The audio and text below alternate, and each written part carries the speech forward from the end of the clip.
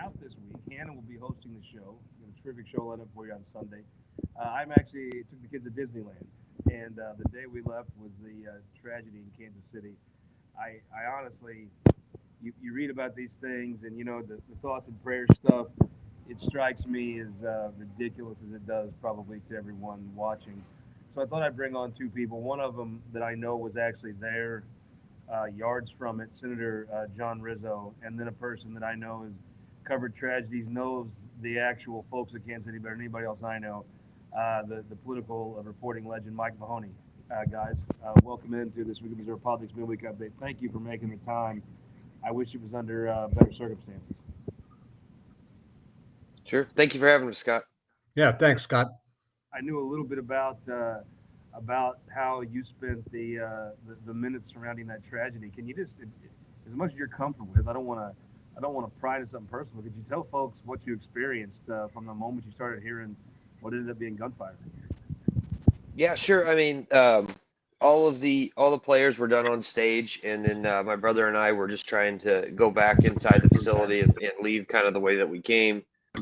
We get to the inside, which was the right side of Union Station. If you were facing it, obviously you have the two main entrances on the left and right side, and we went to the right side, and we're walking in. As we walked in, we saw a police officer my brother had known, but it didn't matter. He looked at all of us, and he just said, "You guys need to get out of here. You need to get out of here now. Get to safety. Get to safety." And then, man, not 5 to 10 seconds later, it was kind of mass hysteria inside Union Station, where people were running and screaming and trying to get to safety and get out of there, and just a lot of chaos in general, from 0 to 100 very, very quickly. Then an officer grabbed just a big group of us. It had to be 30, 35 people, walked us through, I believe, Pierpont's, which is a restaurant in Union Station, where we kind of went through the kitchen and the bowels of the restaurant, which then took us down at least a couple flights of stairs to the basement, or a holding area is what kind of turned into. And we sheltered in place down there for about 10 minutes before we kind of had any idea of what was going on at all.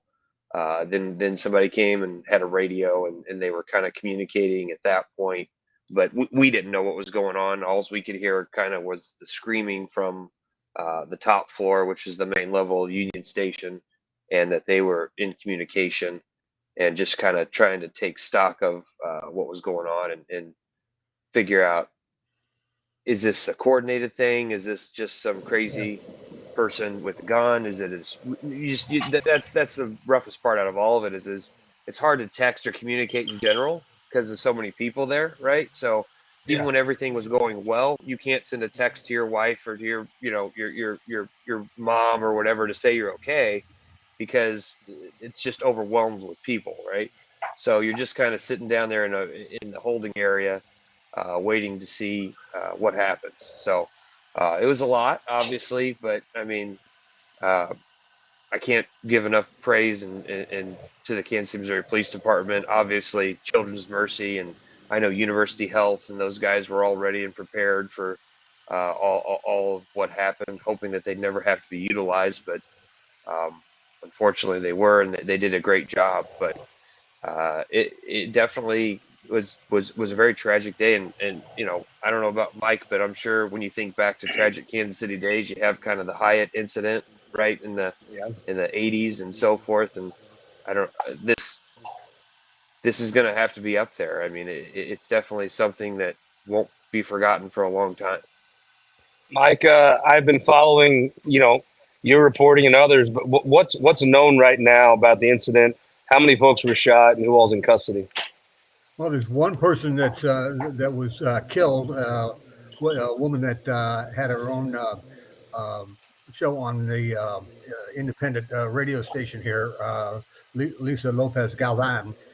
She was killed in the shooting, and 23 others, including a number of children, were injured. Some of them have already been treated and cleared from hospitals. Others remain in the hospital, primarily at two of them, University Health, which is the city's major trauma one center that deals with lots of gunshots on a daily basis, and then Children's Mercy Hospital, both of them up on what literally is called Hospital Hill here in Kansas City, and probably within 10 to 15 minutes away from Union Station. So the rapid response by the first responders and the EMTs that were already staged in the area anyway probably contributed to taking a couple of people's lives and also dealing with the injuries in a swift fashion. There are two folks that have been taken into custody and not yet charged, as I understand it. They are both juveniles, and as I understand it from the prosecutor's office, they are waiting to see if they can get the two juveniles certified to be tried as adults. And because of that, the traditional 24-hour period where individuals must get charged in Kansas City is being waived because the Jackson County Prosecutor's Office may be going to court to try to get them certified as adults so they can be prosecuted. And I just wanted to sort of bank off of what Senator Rizzo said. His comparison of this to the Hyatt disaster back in the early 1980s, I think, is pretty appropriate. Back then and then this week, those are both two incidents that literally touched hundreds of thousands of people here in Kansas City, people that were there and not injured, but were traumatized by what they saw, they heard, and they felt, and folks that were not there that knew someone that was there. So this is going to have a wide-ranging impact like the Hyatt did so many years ago for a lot of the same reasons. Mike, just going through, in this, there's always a lot of speculation, a lot of rumors. Whether these two juveniles, there's a lot of speculation they're illegal immigrants.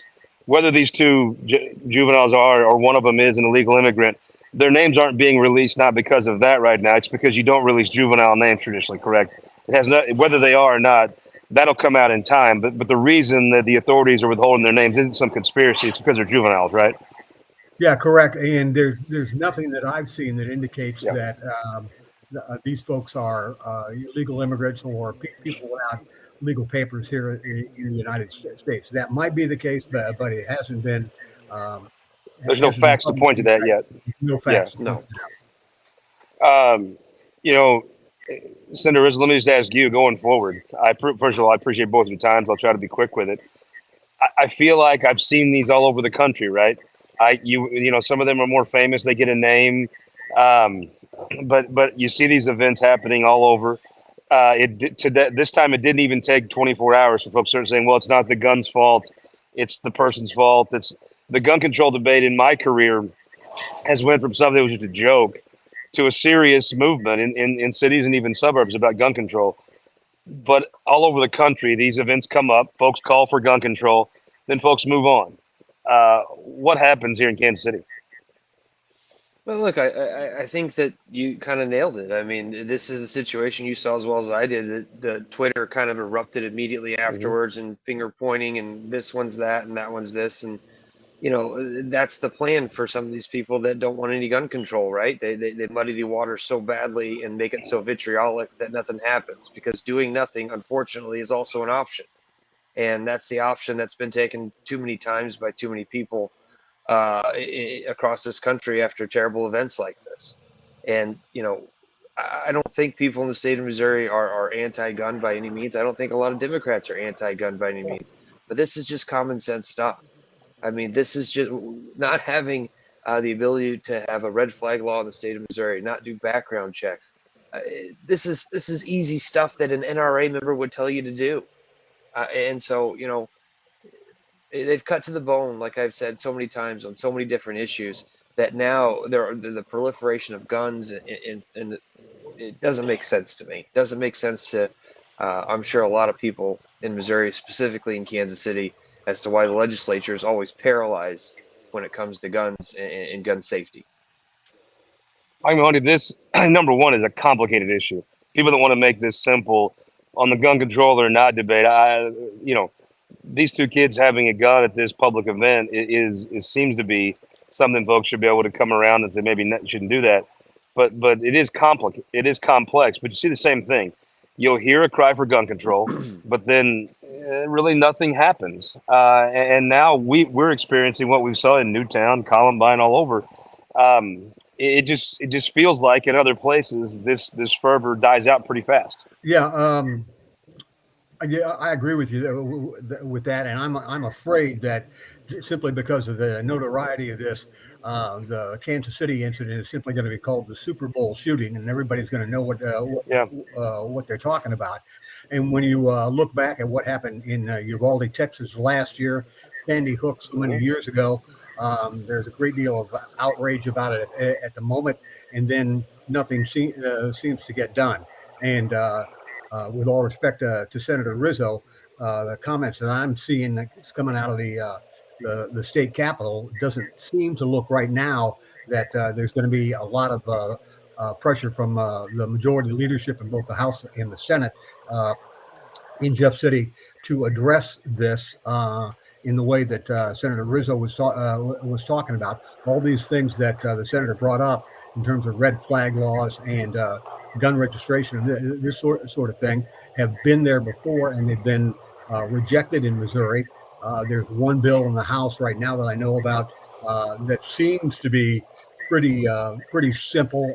It's a bill that would ban celebratory gunfire. Actually, the law would ban discharging a weapon inside of a city, and that deals with an incident from several years ago where a young girl was shot and killed by celebratory gunfire on the 4th of July. It was gunfire in Kansas City on Sunday night.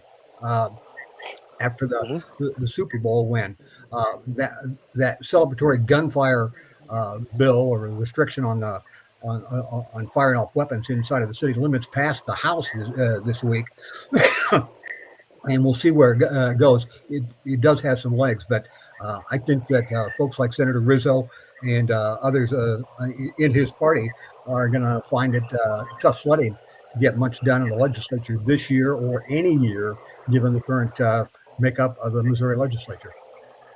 Well, Senator Rizzo, if you don't mind for me to ask you a political question, Sure. I know that, look, I think people underestimate you were actually there on site, yards away from this, and if it's too soon, I certainly respect not wanting to engage, but it just feels to me like for a long time on issues like gun control, there's a lot of folks in Lee Summit that probably agree with you, but they agree with Republicans on other issues, be Sure. it cops or taxes or whatever. Is there a way that your party, I mean, even as you're leaving the legislature, it looks to me like either one or two things has to happen. Either Democrats as a national party have to moderate their positions on some issues folks in Lee Summit can't stand, or gun control is going to have to rise to the top of that list where I think when folks cast their ballots, gun control is not a top issue. I mean, the poll results show that. What is the best way to move forward if you actually want to pass a gun control law? One of those two things have to happen. Am I wrong? Yeah, look, I mean, this is something that and I don't want to be callous at all, but this is another failure of the Republican majority that they've had for the last 20 years. I mean, our schools are underfunded, our teachers are underpaid. I mean, this is just over and over that the Republican Party in the state of Missouri has had a hands-off approach to pretty much everything. And then when things like this happen, when incidents like this happen, they throw their hands up and go, "Man, what could we have done?" Well, there's a lot you could have done. There's a lot you could have done. There's a lot that you're going to probably hear about on the floor next week between people. There were multiple senators at that parade. There were multiple state representatives at that parade. Yeah. I mean, this isn't something that was far off in the distance for people that are actually going to be in session next week and have a microphone. And there's clearly, as we've But seen, Senator, if you don't mind, yeah, with all due respect, can you take that message to Chesterfield this fall? Can you take that message to St. Charles? Can you take that message next cycle to Springfield and to Lee Summit? And can you win with that message? Because, I mean, I feel like there's a lot of issues folks in Chesterfield and St. Charles City agree with Democrats on, but they vote Republican. sure. I think that the Republicans, and especially in those areas and in the suburbs, are really rethinking their position on guns and really rethinking their position on choice when it comes to rights to women over their bodies. I think those two issues have hit home in the state of Missouri harder after what happened the other day in the last year, and it's going to hurt them in those suburbs and those areas you're talking about right there. Yeah, Senator, both those issues that you just mentioned, choice and guns, the Republican Party in the state of Missouri has run effectively against the Democratic Party of the state of Missouri for the 20 years, even before the years before Republicans gained the majority down in the legislature. The foothold that they got in Missouri politics to get where they are now, is literally abortion and guns. So, I mean, it's not like either one of these issues are new dynamics to Missouri politics. They've been around literally for a generation, and you know that as well as anybody. I do, but I will say the last year's been different after Dobbs, and then after a shooting in Kansas City at the Super Bowl. Those are dynamics that really change the perspective of people. I mean, there's a gun owner in Lee Summit who was near that parade the other day, who just said, "This is getting out of hand." And nobody is asking to strip people of guns. No one's saying you can't protect your home. All Democrats in this state are asking for is to make sure that someone in mental crisis can't walk into a Walmart and buy a shotgun the first. I mean, that doesn't seem like a lot to ask. Making sure that minors aren't carrying guns. But let me ask you this question: If the state Senate race, which this cycle, the two state Senate races that will be competitive are in Chesterfield and St. Charles. Next cycle, there's two probably better pickups opportunities in the city of Springfield and Lee Summit. If this election were in Lee Summit this fall, would guns be a top 3 issue, and which would be good for Democrats? Could they, if the Lee Summit State Senate election was this fall, would this be a top issue? Yeah, probably so. But the thing I'll qualify that on is that Democrats have lost this issue. Everything that Senator Rizzo was talking about in terms of what he and his party believe are moderate restrictions, and that some of the polling suggests, Americans and Missourians agree with, they lose that argument in front of voters because they don't sell their idea as well, and the Republicans capsulize it down into the Dems are after my guns, and the problem is the Democrats in this state and in many others, including just across the state line here in Kansas City, over in the state of Kansas, they lose that argument because they don't crystallize it as well as the gun control crowd is after my guns, and that has been a problem for Democrats on this issue for 20 years. Senator Rizzo, let me just ask you. I mean, I view that you independence has become a swing area. Mm-hmm. It is the only general probably the top competitive general elections. It's an opportunity to keep your seat in Democrat hands. Does something like this change the dynamic? Because my assumption is Democrats actually do have the advantage on guns and abortion in independence in Eastern Jackson County. But can they turn that in? I don't view it as that Democrats have lost the debate on some of these issues. They're trending to win. It's just that people care about cops and taxes more. Sure. Do guns become a top 2 issue? Yeah, look, I mean, I definitely think it's a top issue in the Kansas City area now. It definitely, after what happened the other day, it is going to be something that people are going to be asked about throughout town halls and on the campaign trail. But I will also point to the national narrative of what happened in New York in the special election the other day, Pennsylvania. Democrats are overperforming everywhere. I mean, this is fixing to be a really, really good Democratic year because of the conspiracy theories, and people are starting to realize that it's kind of a lot of talk, not a lot of action. And so we'll see how it continues to unfold. November's really far away, but I find it hard to believe there's not going to be a Kansas Cityan or anyone that lives in the Kansas City area asking questions about politicians' perspective on guns after what happened the other day. The last question I have is, Senator, if you were to come up with a public policy or two that could have prevented yesterday, something that you could actually pass through the Missouri State Senate right now, something that could gain consensus, or maybe even more realistically next session, the first session of a new governor, what's a couple things that Missourians would accept, restrictions on their Second Amendment, that might have prevented the shooting from earlier this week? Sure, I think a red flag.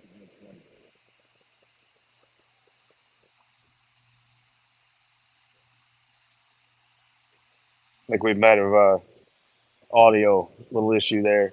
Mike Mahoney, are you still with us? Yeah, I am. I can hear you. Mike Mahoney, what is something that right or wrong, that you think Missourians would actually accept as far as the gun control, as something they would accept, a restriction on their Second Amendment rights that they would accept to maybe prevent things like this shooting. I think what Senator Rizzo was starting to describe there, some sort of red flag law that affects My back, Mike. Yep. health, and I'm now getting some feedback. And maybe some restrictions on who carries and whether or not there ought to be some sort of permits. I think those are the kind of things that a lot of gun owners would say, yeah, okay, I'm there on that. That's not too bad. I get to keep my my weapons and protect my Second Amendment rights. So those are the sorts of things that I think are out there that the Democrats in Missouri might be able to pursue in another session, and a lot of it depends on what the dynamics are at any particular time on this. Like Senator Rizzo said, it's a long time until November. It's going to be an issue to some degree, I think, in the Republican primary for governor, not in the same way that Senator Rizzo expects. But I think. But history dictates these shootings fade, even in the places where they happen. The memories of these things fade. Right, but there's whether or not it translates out to Moberly, Missouri, and Chesterfield and places like that. The D's are going to win in St. Louis and in Kansas City and in some of the collar suburbs around the two big cities. Where they lose is in outstate Missouri, in mid-sized cities in Missouri, and in rural Missouri. And what they need to do is craft a message to sell their vision of this that works in outstate Missouri. Right now, it hasn't. Is that possible, though, Mike? I mean, I honestly think right now in Moberly, Missouri, there's not one person that would support gun control. Their mind won't change at all after this shooting. I think coming up this fall, there's folks that believe conspiracy theories, and there's folks that just don't believe the conspiracy theories. They just more fervently support Donald Trump than ever. And but I do think the difference is the cities are more hardened in their positions. The rural folks are more hardened in their position. It really is two different states, but two different countries. But I do think you see Lee Summit, Chesterfield, they are sort of ebbing away from the Republican Party. And to me, something like this in Lee Summit and Independence probably is impactful, even 6-9 months from now. Yeah, well, yeah, in those sorts of areas and the collar communities around the big cities, the Democrats might have a shot at it. And I also think that in places like Columbia and maybe some of the other mid-sized cities where they're not immune to this stuff, they can at least make an effective argument. What I was saying with Senator Rizzo before is the Dems lose this argument because the Republicans are able to crystallize it on their terms, and the Democrats have not been able to do that. Senator, if you're back with us, I mean, just last thing, we were talking about something folks would choke down. Mike mentioned red flag laws. I saw there was a piece of legislation filed by a Democrat House member, maybe others, that talked about having juveniles on public property. That would have at least, obviously it's against the law to shoot someone, but obviously that is something I think most folks would find is not an unacceptable infringement on their rights.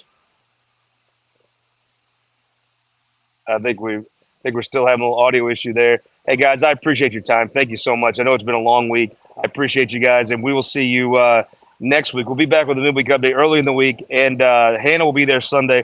I will see you guys at the Cole County Lincoln Day. I guess they're out of folks, so they asked me to be the speaker Monday night in Cole County there at the Capitol Plaza. So look forward to seeing all of my friends in Cole County Monday night at the Capitol Plaza, and then we'll see you guys back here next week for This Week in Missouri Politics. Thank you all.